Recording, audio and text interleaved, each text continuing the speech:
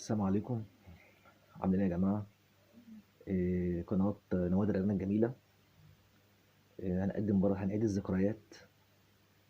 عندنا بنتكلم كده، لقيت كده في فرقة بتاعت التمانينات، حد ممكن في ناس هتفتكرها وفي ناس مش هتفتكرها. أمريكانا شو. فرقة أمريكانا شو. هي برضك شركة برضك لصوتيات ومرئيات، وبتنتج ألبومات. الفرقة ديت في نص التمانينات، فرقة أمريكانا شو ظهرت في نص التمانينات. كان فيها بقى مين بقى؟ هشام عباس، عليا، مارلين، مطربة مارلين بدايتها برضك واختفت. مين تاني يا جماعة؟ أحمد الجبالي. برضك كان بيشترك في الغناء في بدايته. نجم الميديا والإعلانات طارق نور.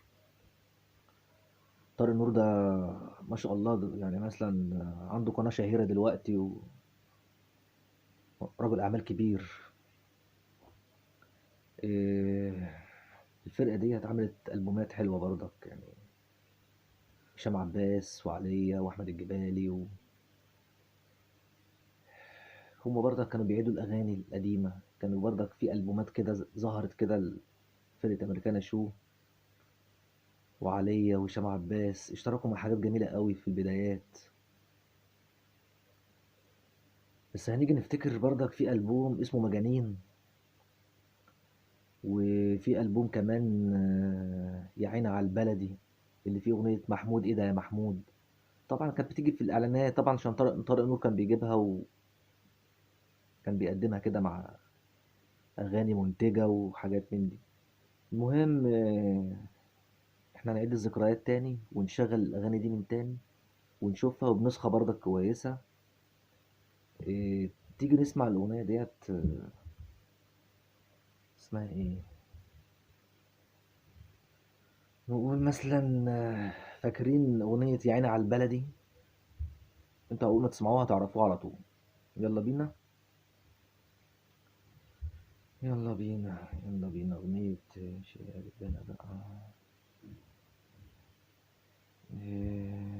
عندنا هنا في الناس دي يا جماعة. الناس دي برضك دي كانت بدايات، دي للذكريات وللسميع.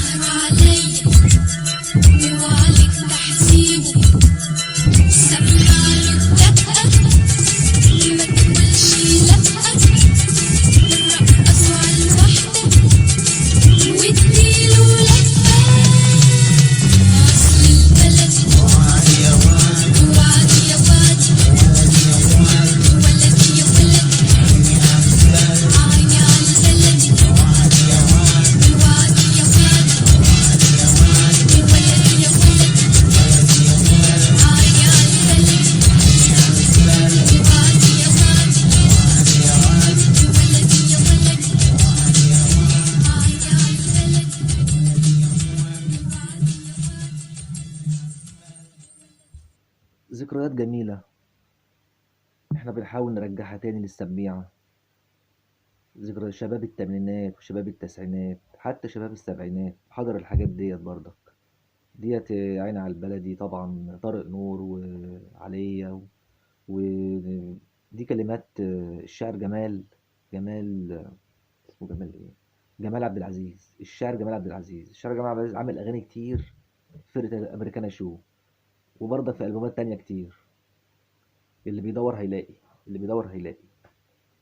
هنرجع تاني للذكريات ونشوف الدنيا فيها ايه مع فرقة امريكانا شو. في اغنية كده برضك احنا مع بعض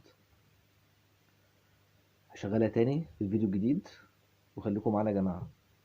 السلام عليكم.